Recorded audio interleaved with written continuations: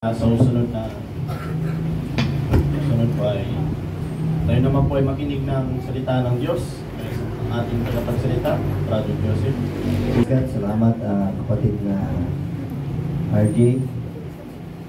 Puri ng Panginoon sa umagang ito at muli ang kahabag at awa ng Diyos ay namamalagi sa bawat isang mga kapatid. Kaya na patuloy na nagbigay pag-asa sa kaligtasan. Naniniwala ko na ang pagpunta niyo rito ay kusang loob upang malayang makakilos ang salita at ang presensya ng Diyos, sapagkat isang pagpapala sa naglilingkod kung kusang naglilingkod, mga kapatid, na hindi napigilan ng anuman, mga kapatid, sapagkat nasa panahon tayo ng malaya. Hindi tayo sa pagkaalipin, mga kapatid. Kaya palakpakan natin ang Panginoon. Malaya tayong magpuri, malaya tayong maglingkod sa Panginoon. Hindi tayo, we are not in a command. Alam niyo ba yung command, yung sa mga militar o sa mga PNP na sinasabi na, ano bang term nila? Obeyers. Mga kapatid, pero hindi ganoon ang Diyos, mga kapatid. Ang Diyos ay mabuti sa bawat naglilingkod sa Kanya, mga kapatid. Kaya purihin ng Panginoon, mga kapatid. Nakaraan ay may mga bisita tayo. Ngayon mayroon din, mga kapatid. Ito yung mga taga-Bagyo, sila basta. Mga kamag-anak namin. Kilala ni Sister Gon, hindi ko alam kung ngayon dyan sila nakilala. Taga-Bagyo, kaya ang puputi. Dati ganyan din ako ng mga kabataan ko pero talagang iba talaga yung magbubukit. Talagang na-expose sa mainit. Totoo yun. Hindi nyo lang nakita ng kabataan ko Talagang ganyan din yung mga kulay ko Sila meron to, mga kapatid. Kaya rin Panginoon at nakasama natin sila sa pagpupuri sa oras na ito. Amen. Maraming mga pagkakataon din na nagkasalo-salo kami sa dako po ng Bagyo, mga kapatid. Mga bata pa ang mga yan. Parang si Mika lang dati ang mga batang yan. Ngayon, medyo talagang mga dalaga na. Alam nyo, tayong mga medyo mas may bata, kasi mas bata sila. Tayo medyo bata-bata. The Word of God ay nalaman na natin, nag-grow na. Sila dapat yung turuan natin. Sila dapat yung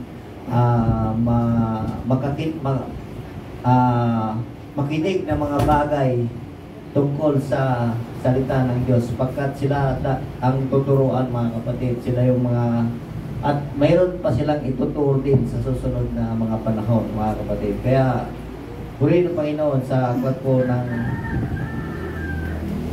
mga sulat niya, Apostol Pablo, Ephesians. Kunti lang naman ito, mga kapatid. Ephesians chapter 6. Nga ba? Verse 6. Ito. Hanggang 8 lang ito, mga kapatid. Hindi ang paglilingkod sa paningin nagaya ng pagbibigay lugod sa mga tao, kundi bagkus gaya ng mga alipin ni Kristo na ginawa mula sa puso ang kalooban ng Diyos. Ito yung pinaka magandang paglilingkod, mga kapatid. Ito yung pinaka kalugod-lugod sa Diyos, na dahil sabi ko may term ang millennial ngayon natututo ako minsan yung mga millennial term na go with the flow. Okay naman yung mga ganun na term na tayo ay hindi ganon, go with the flow. Kusang loob tayong naglilingkod sa Diyos. Palakpakan natin ang Panginoon. Sigurado ba kayo, mga kapatid? Baka hindi baka go with the flow lang kayo. Mahirap yun, mga kapatid. Huwag ganon. sapagkat ang paglilingkod ay hindi sa amin, hindi kanino man. Kaya nga si Pastor Espiritu, tingnan nyo, yung mga kataga niya ay nagkakamali din ako, nagkakamali ang tao. Kaya sa Diyos tayo mga kapatid. Verse 7, maglingkod na may mabuting kalooban, nagaya ng sa Panginoon at hindi sa mga tao. Verse 8, yamang na pag-alaman na anumang mabuting bagay na gawin ng bawat isa ay gayon din ang muling tatanggapin niya sa Panginoon, maging alipin o laya. Ito yung pinakamahalagang matutunan ng ating mga anak, mga kapatid. Ayan o. Napakagandang mga kataga na anumang mabuting bagay na gawin ng bawat isa ay gayon din nang muling tatanggapin niya sa Panginoon, maging alipin man ulaya. Minsan sa mga batang ito, no choice sila eh. Minsan yung laya, hindi sila malaya. Kung ang magulang nila ay nakaalam ng katwiran at sa church na ito, ako man din noon, nung mga panahon na kabataan ko din, parang no choice ako, ay hindi, huwag kang pumunta dyan. Parang gusto ko rin mag-attend sa mga iba't ibang churches. Nagsimbang kami din ako nung kabataan ko. Hindi, pero simbang kami ang term dyan, simba dibana. Sa totoo lang, hindi kami talaga simba dibana. Ibig sabihin yung mga kabataan. Uy, aminin nyo, mga kabataan na, nagsimba dibana din kayo yun ang term nila, simba dibana. Hindi talaga yung simbahan ang pinupuntahan dyan. Yung mga dalaga, yung mga binata ang nagkikita-kita. Kasi doon pa lang sila magiging malaya sa mga matitindi. Ewan ko lang kung mga binata noon nasubukan nyo na manligaw sa bahay ng mga magulang ng mga nila, ay ewan ko lang.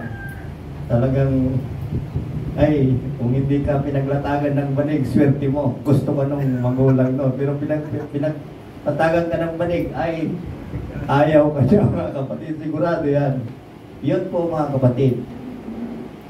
Ibig sabihin, swerte ng mga magulang na ito.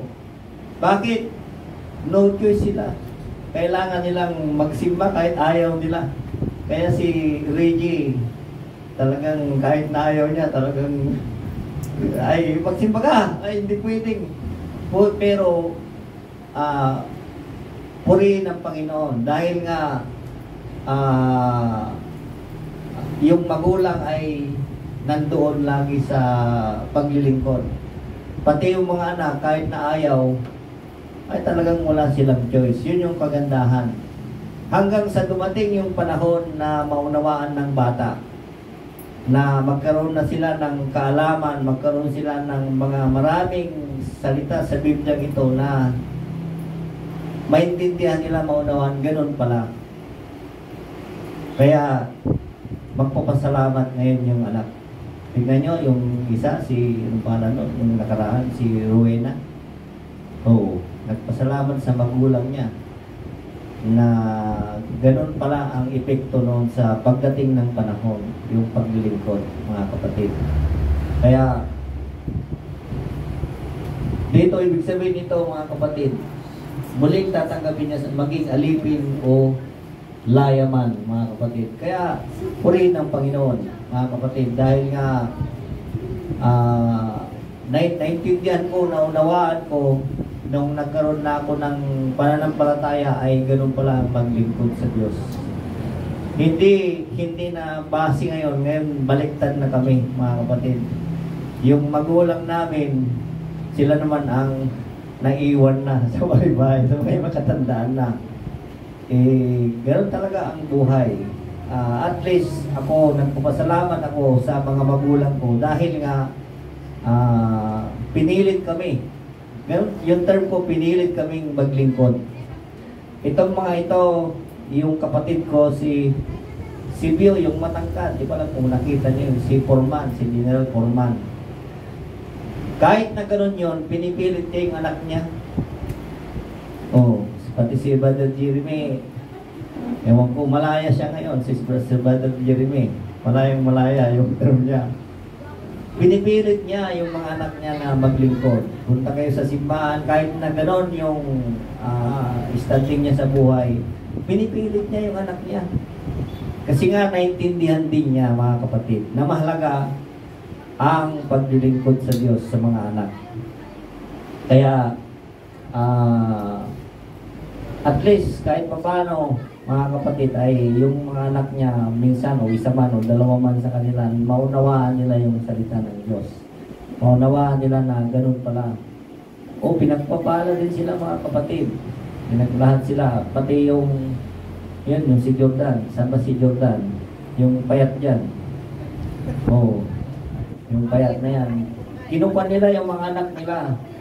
Hindi nila pinipigilan. Kaya hindi tungkol, sabi ko nga, nung naunawaan ko ang salita ng Diyos, hindi na tungkol sa akin. Tungkol na sa mga anak, tungkol na sa susunod na mga henerasyon na ito, mga kapatid. Sapagkat, kapag naunawaan mo ang salita ng Diyos at naglingkod ka na mayroon kang tatanggapin sa Diyos, may pangako ang Diyos, maging wala. Sabi ko, wala man sila sa ganong gawain, pero pinupos nila yung mga anak nila na maglingkod sa Panginoon, mga kapatid. Kaya nakita nila yung kabutihan ng Diyos, mga kapatid. Sa verse 6, ibalik mo doon. Nakita nila yung, naintindihan nila, naunawaan nila, mga kapatid, na ang paglilingkod ay hindi sa tao at hindi sa pagbibigay lugod sa paningin ng tao, kundi may Diyos tayo. May Diyos na alam nila na may Diyos din na mag-iingat at magiging mabuti silang tao, mabuting mamamayan sa lugar, mga kapatid. Kaya sabi ko, oo nga naman, sapagkat hindi ko alam kung maging itong mga batang ito, kung dahil lang sila ay compulsory umatin sa church. Sabagay, bata pa naman sila. Pero pag naunawaan nyo, mga kapatid, mga kabataan, ang sinasabi ng Biblia, na yan mga kapatid, ay mayroon kayong magandang kinabukasan, mayroon kayong magandang buhay, sapagkat inuna nyo ang katwiran ng Diyos. Alam niyo ba ang katwiran ng Diyos, mga kapatid? Anong favorite niyong katwiran ng Diyos? Kasi malaya na tayo. Ibig sabihin, pag sinasabing katwiran, mahabang usapin. Yung alipin, kundi gaya ng alipin ni Kristo. Ano ba si Kristo? Ito yung katwiran ni Kristo ang papairalin mo na. Alipin ka na. Hindi ka na alipin ng ibang sino pa man o ano pa mang bagay, which is tayo ay we are abiding Lucificen. Hindi naman natin pwedeng i-chapwere yung batas ng tao. Kasi yung alipin, pwede rin yan alipinin ang tao sa pamagitan ng batas. Tama mo ba? O yung yung pinaka yung si Marcos, martial law. Inaalipin yung tao sa pamagitan ng batas na yon. May maraming bawal. Maraming mga kailangan na hindi pwedeng gawin ng tao.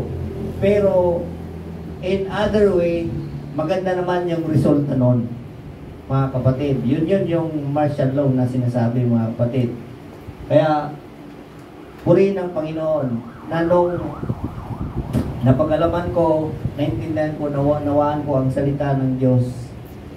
Sabi ko sa sarili ko, maging itong mga anak ko siguro, kahit na hindi ako pupunta sa simbahan na ito, o hindi ako magsiservice, sila na ang magpupusang magsiservice, mga kapatid. Kasi nga, alipin sila ng Kristo. Alipin sila ng pamahalan ni Kristo. Alipin sila ng kabutihan ni Kristo. Kaya, hindi sa kanino man o sino man, mga kapatid. Yun ang ibig sabihin. Kaya naintindihan ko, naunawaan ko na yung pagiging malaya sa iglesia ito, sa anong pangalan nito, na noon nung narinig ko, parang hindi ko maunawaan. Pero nung siguro aminin ninyo, o judger din kayo, naging hukom din kayo sa mga kapatid natin. Hindi ko alam hanggang ngayon kung ganun pa rin yung pangunawa nyo. Pero naintindihan ko mga kapatid. Naunawaan ko na sinisigurado ko, mataas na ang pangunawa ko sa pagiging hukom sa tao o sa kasama ko mga kapatid. Hindi pala dapat.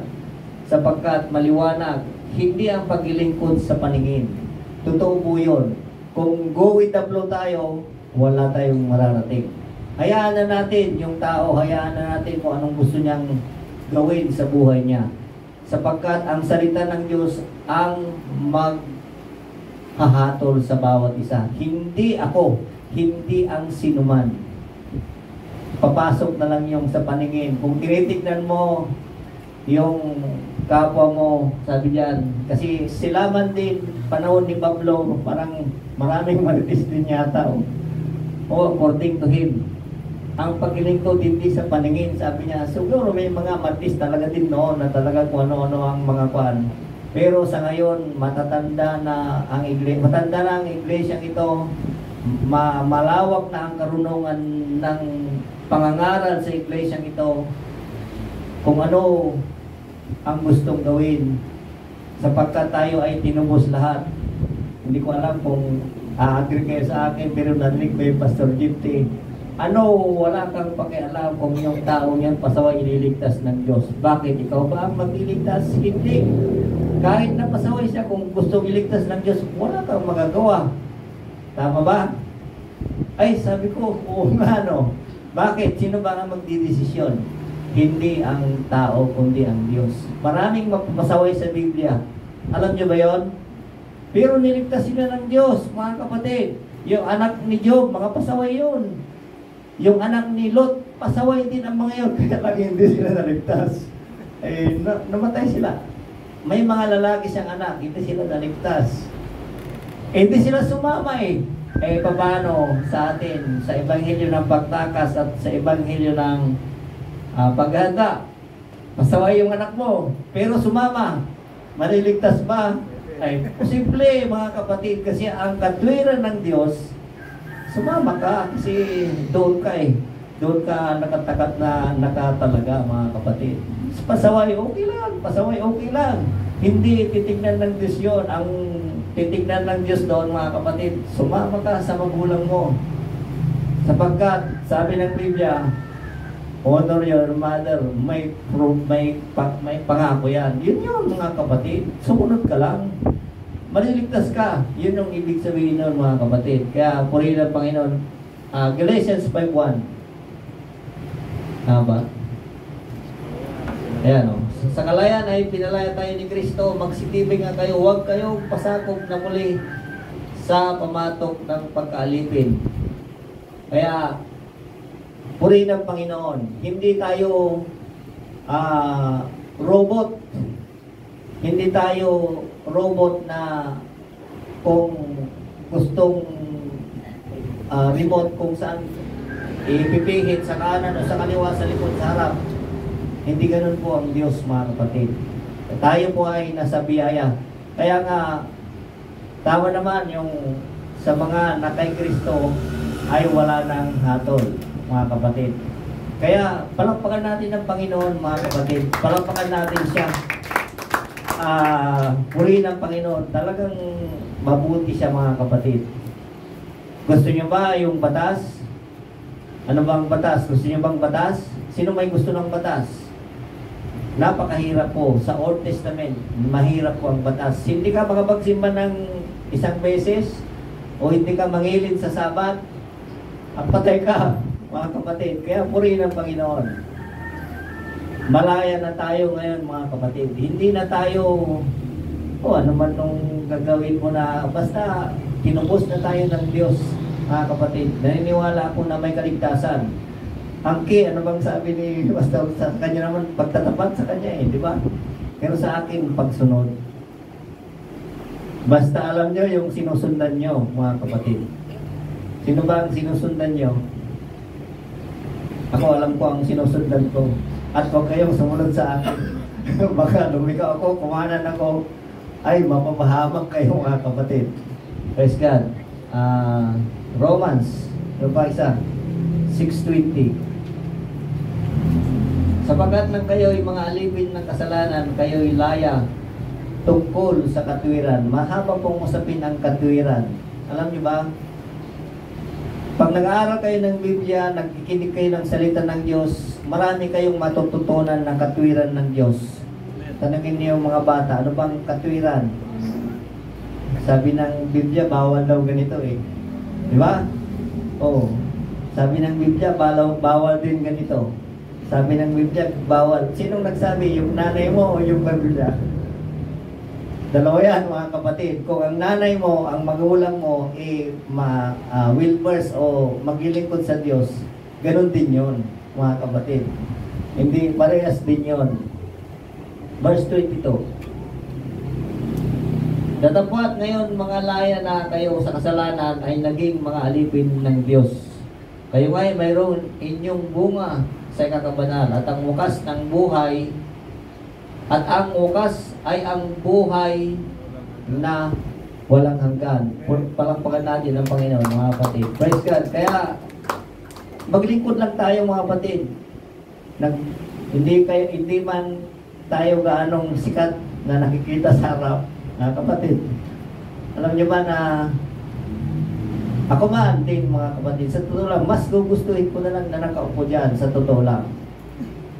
Hindi noon, sa paningin ko, pakiwari ko, yung mga nakatayo dito, yung mga sikat yan, mga VIP yan, mga magagaling ang mga yan, mga parang ganun yung impression ko sa kanila noon. Pero hindi pala, sa ating panahon mga kapatid ay yung sinabi ni Apostol Paul, maglingkod tayo mga kapatid, na balik mo nga doon sa 8 na, 6:8. Maglingkod tayo na 6:8. Ayan o. Yamang napag-alaman na anumang mabuting bagay na gawin ng bawat tao ay gayon din muling tatanggapin niya sa Panginoon. Ito mga kapatid, may twist, may kwan dito, hindi ko lang gaanong si Pastor na. Yung laya, alam niyo ba yung laya? Alipin o laya? Dalawa yan eh, hindi kaya masama, mabuti yan. Kaya hindi ibig sabihin lahat ng mga naglilingkod o kumikilala sa Diyos. Pero dito mga kapatid, may mabuting bagay na gawin ng bawat isa. Lahat na yan eh, mga kapatid. Sa tingin ko, lahat na ng tao yan eh. May credit sa Diyos. Ayan o, muli tatanggapin niya sa Panginoon, maging alipin man o laya, mga kapatid. Tayo minsan sa ating paglilingkod, parang yung outsider hinuhusgahan natin eh. Parang, yung mga yan, walang quit ang mga yan, wala silang pag-asa, pero hindi pala mga kapatid. Malay natin, mabuti rin ang gawa nila. May tatanggapin sila sa Panginoon. Huwag na huwag kayong humatol maging sa mga outsider mga kapatid. Hindi natin alam. Sapagkat bawat isa, baka may tatanggap, ang mahirap niyan, baka mas marami pala silang tatanggapin kaysa sa atin na reward mga kapatid. Huwag namang mangyari. Kasi alipin at laya ang sinabi dyan. Kaya yun mga kapatid, praise God. Kaya purihin ang Panginoon. Kaya tinanong ko kayo kanina, kung kusa kayong pumunta rito, pinagpala na kayo. Palakpakan natin ang Panginoon. Isang magandang umaga po sa inyo lahat. Praise God. Mabuti ang Diyos. Amen. Palakpakan natin ang Panginoon. Lahat ng ating mga ginagawa ay siya nating karampatang pagsamba sa Diyos. Amen.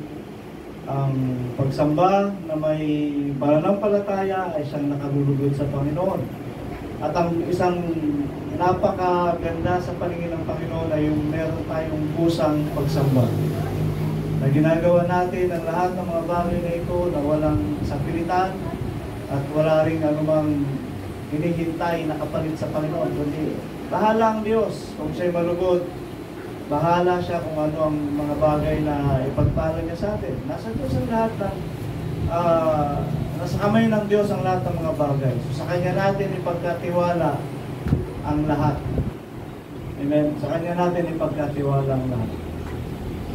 Kung may mga panalangin tayo na hindi pinagkakaloob ng Panginoon, huwag tayong manghimagod.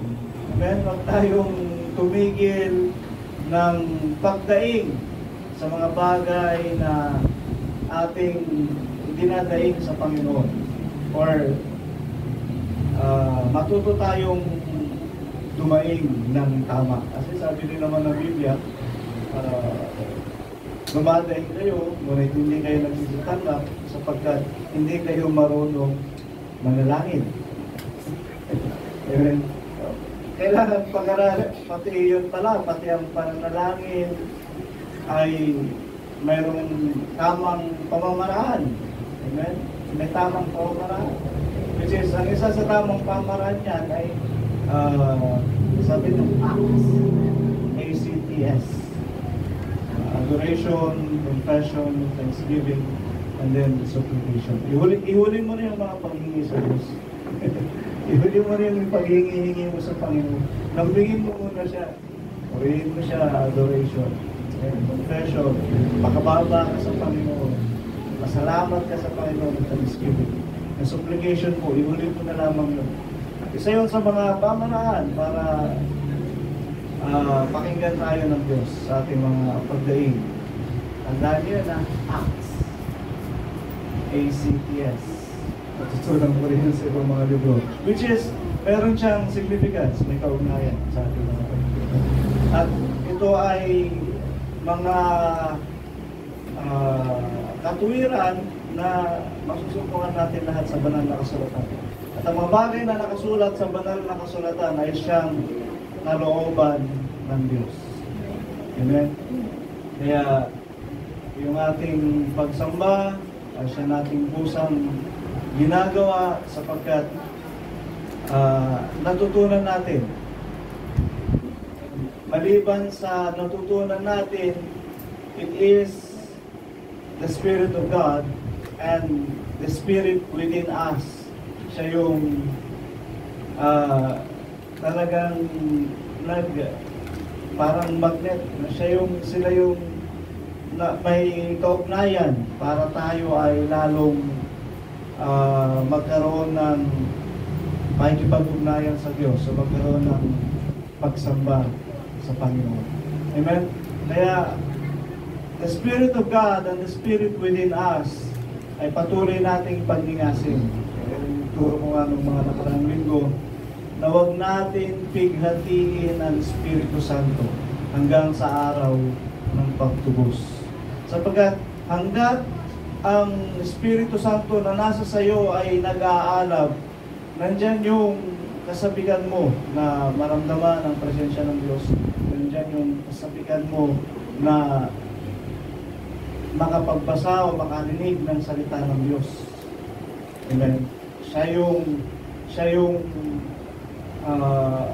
may nais. Kaya, kung malakas ang Espiritu, ay minsan nahihikayat niyan yung katawan mo. Sabi nga ni Haring David, "Bless the Lord, O my soul, and all that is within me. Bless His holy name." Ibig sabihin, siguro nangihina siya sa mga panahon na yun. Napagod siya sa pakikipagdigma, napagod siya sa mga labanan, sa paglalakbay. Pero pag-uwi niya sa kanilang tahanan, pupunta siya sa templo, doon sa dambana, talagang inuutosan niya yung sarili niya na sumamba sa Diyos. Inuutosan niya yung sarili niya na purihin ang Diyos. Amen. Kaya, yun yung Espiritu na nasa iyo, siya yung nakapagsasabi na purihin mo ang Diyos sa kaluluwa. Amen? So sana lahat tayo mayroong ganong damdamin ng Espiritu, yung kapuspusan ng Espiritu na sa atin ay may nasa na gawin ang kanyang kalooban. May nasa na sundin ang lahat ng mga bagay na ito. Amen? Kaya, itong ating ginagawa ay pagsasanay sa ating mga sarili and at the same time, pagtuturo sa mga susunod na henerasyon. Sinasanay mo yung sarili mo at the same time, tinuturuan mo ang mga kabataan o ang mga bata. Kasi una-una, nahihikayat mo sila at the same time, nakakapakinig sila, tapos nakikita ka nila, naiinganyo na rin sila. So ginagawa natin ito upang sanayin ang ating sarili sa kalayaang tinanggap natin sa Panginoong Jesucristo at turuan ang mga batang ito upang sila rin naman ay matuto at masanay sa pagsamba. Amen. May nabasa nga akong libro ng sabi niya ron, kung gusto mong turuan ang iyong anak ng mabuting gawa, 20 years bago siya ipanganak, turuan mo. Bago pa siya ipanganak, 20 years, turuan mo na siya. Sarili mo ang tuturuan mo. Upang kung ano man ang makita sa iyo ng bata, ng iyong anak, yun ang makikita niyang dapat sundin at dapat gawin. So do it yourself, do it to yourself upang masundan ka ng mga bata. Kung anong mabuting gawa na gusto mong ituro sa kanila, sanayin mo na sa iyong sarili.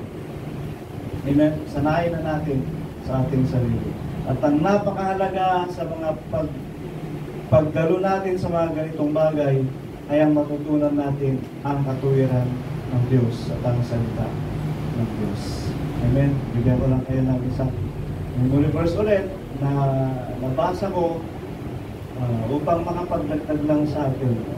Jeremiah 4:27.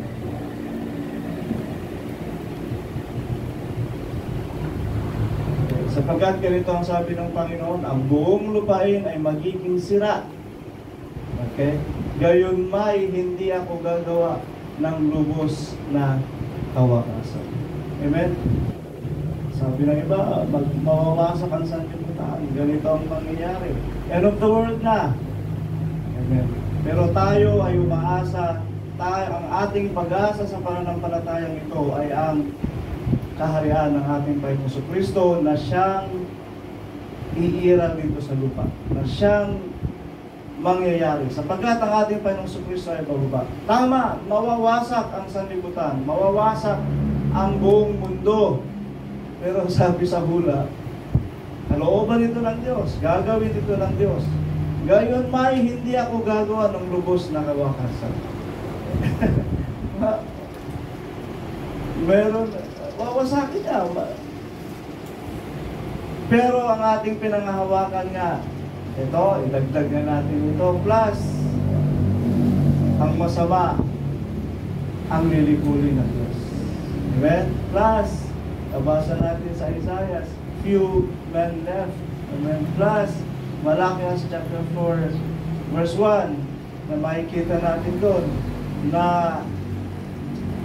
ang mga masasama ay lilikulin, at sa verse 2, yung mga nasa silungan ay luluksong parang guya dahil sa kagalakan. Dahil, eto nga, ang mga bagay na pinag-uugnay natin mula sa salita ng Diyos, na ang inaasahan natin ay ang kaharian ng ating Panginoong Jesucristo, na siyang iiral sa sanlibutan. Amen? At sisimulan niya sa kanyang mga tatawagin mga anak. Amen.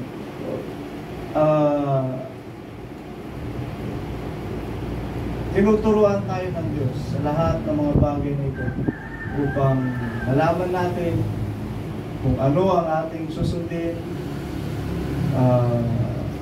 malaman natin yung mga bagay na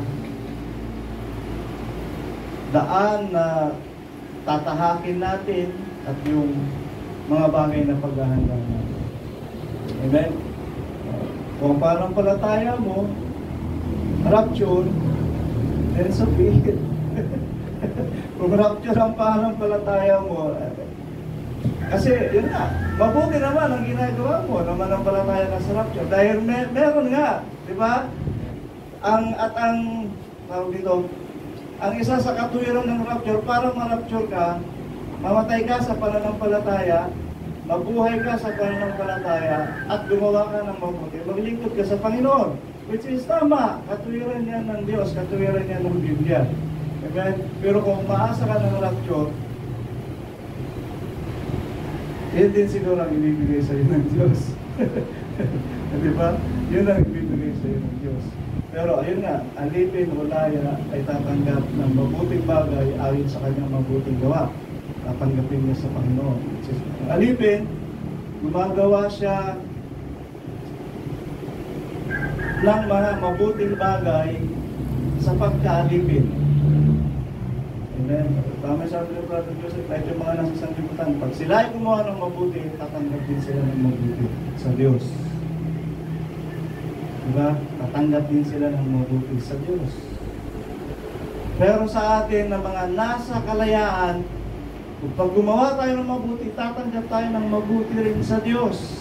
At the same time, mayroon kang kayamanan sa langit na inihahanda para sa iyo. Amen. Meron tayong pribileyo doon sa mga layang sinasabi. Kaya ito yung ating kalagayan sa paglilingkod sa Panginoon. Amen.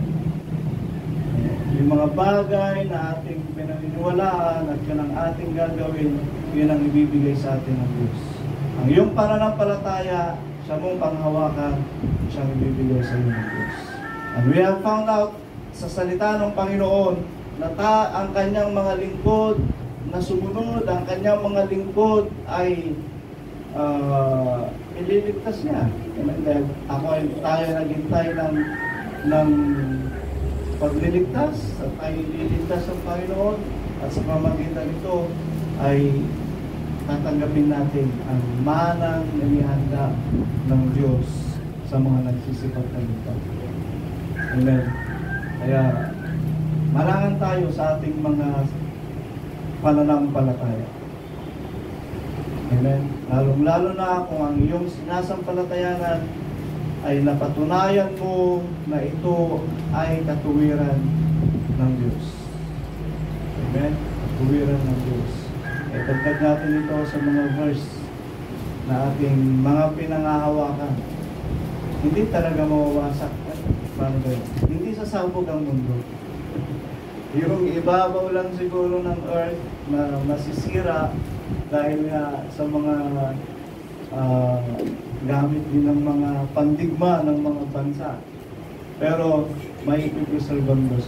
Hindi niya lubos na dadalhin sa pagkawasak ang sanlibutan ayon sa Panginoon. Amen. Bakit? 24:7 ng Jeremiah din. Accidenting nakita ko ito kasi hinahanap ko yung verse. Ito. At aking bibigyan sila ng puso upang makilala ako na ako ang Panginoon. At sila'y magiging aking bayan at ako'y magiging kanilang Diyos sapagkat sila'y manunumbalik sa akin ng kanilang buong puso. Amen. Sino ang i-establish nga na kanyang bayan? Silang mga nangakakilala sa Diyos. Amen. Na ako ang Panginoon. Lubos naman natin nakilala ang Diyos. Kaya yung Bible reading ko nung nakarang linggo, kasama sa kapuspusan ng Espiritu o sa kapuspusan na binibigay ng Diyos sa sanlibutan, sa mga mananampalataya, ang lubos na pagkakilala sa Diyos. Ang lubos na pagkaunawa sa pagkakilala sa Diyos. Dahil ang mga nakaunawa nito, sila ay magiging bayan ng Diyos. Kita nyo kung paano kagaling ng ng Espiritong pumapatnubay sa atin. Kita nyo, nakita natin na magtatatag ang Diyos ng isang bayan. Isang bayan na nagpakilala ang Diyos sa kanila. Nagpaunawa ang Diyos sa kanila. Nagpahayag ang Diyos sa kanila. Tatawagin na silang maging bayan. Nung una, iglesia pa lang. Pero ito na, bayan na. Sapagkat pag ang Diyos ay tumawag, amen, hinirangin niyang bayan. Palitin ko, no? Ang ating Panginoon Jesucristo, pag siya ang tumawag, hinirangin niya muna ang iglesia. Pero nung ang Diyos na, nandun na tayo sa transition ng reconciliation. Amen? Reconciliation. From Christ to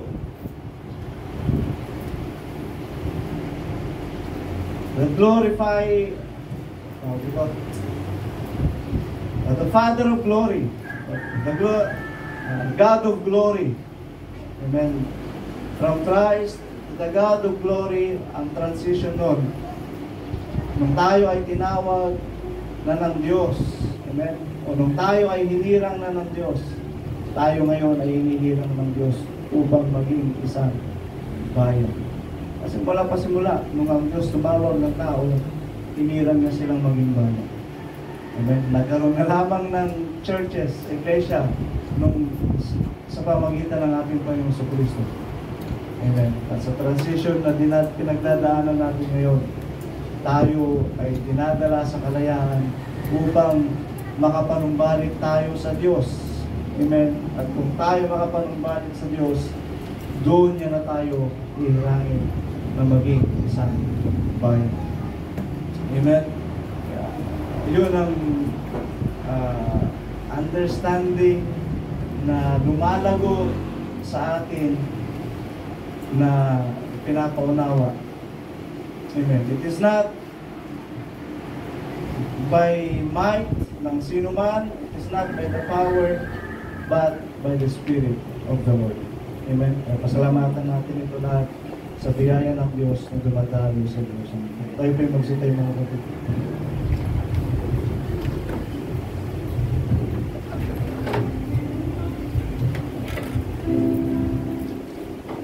Pusong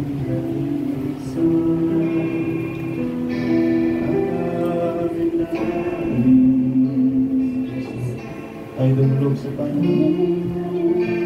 Lord, create in us a clean heart. Purify us, O Lord, by Thy word. Thy word is truth.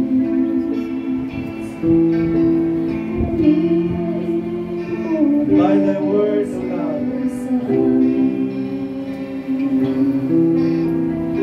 that move in us.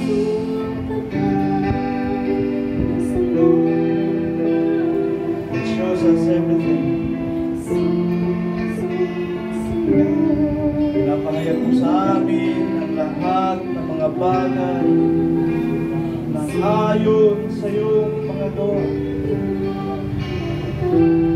Mga kahangahangang gawa at mga dakilang gawa. Sa pamagitan ng iyong mga salita, pinapakita mo rin sa amin, O Diyos, ang iyong mga kalooban at ang mga itinakda na siyang magaganap na kung aming pag-aaralan at aming sasaliksikin ang iyong mga salita ay mapag-uunawa na. Sapagkat sabi mo, ang pantas ay makakaunawa, ngunit ang mangmang ay hindi makakaunawa. Mahiwaga ang iyong mga salita, maging ng iyong kadakilaan, ngunit ipinapahayag mo sa amin ang mga bagay na ito upang kami ay huwag mga lito, upang kami ay mga tibay sa aming mga pananampalataya at At sa aming pagkakatiwala sa iyo, Diyos, na ito ang siya mong pangyayarihin, sapagkat ito ang nakasulat at ito ang mga ipinahayag mo sa iyong mga banal na propeta at sa iyong mga lingkod. Kaya Panginoong Jesus, sa aming patuloy na pag-aaral ng mga salitang ito, O God, nawa ang iyong Espiritu Santo ay patuloy na gumabay sa amin upang aming maunawaan at malaman ang mga bagay na ito. Sapagkat kung nasa amin ito, sinasabi ng banal na kasulatan, ay hindi na kami hayaang mga walang bunga, kundi bagkus kami ay magsisipamunga ng mga gawang mabuti. Kami ay magsisipamunga, O Diyos, ng mga katunayan o ng mga resulta ng aming mga paglilingkod ay siya naming katunayan sa mga bagay na ito na aming ipinagkatiwala sa iyo. Kaya Panginoong Jesus, O God, kami ay sumasamo sa iyong harapan, nagpapakababa sa iyo. Patuloy mo kaming linisin ng iyong dugo, ng iyong mga salita. Patuloy mo kami, O Diyos, pakabanalin at manahan kami sa katuwiran na maaming magagamit ang katuwiran na ito upang ipanatag ang aming mga sarili sa aming pagkakatiwala sa iyo. Magagamit namin ang katuwiran na ito upang sawayin ang masamang espiritu. Magagamit namin ang katuwiran na ito upang kami magsipanatili sa aming pananampalataya at pagsitikap. Ano man ang aming mga pinagdaraanan, Diyos ka, Panginoon, sa amin. Thy will be done, O Lord. Make your way in us. At sa iyong mga daan ay hindi namin daan. Iyong kalooban ay hindi namin kalooban. Ngunit kalooban mo, Diyos, ang mangyari. Kaya kami naririto sa mga paglilingkod, sa mga pagsamba, dahil kami, Panginoon, ay nakatalaga na ikaw ay aming purihin at sambahin, at ito ang nais naming pangyarihin. Hindi dahil sa aming nakasanayan, kundi ito ang gusto naming mangyari at nais naming gawin.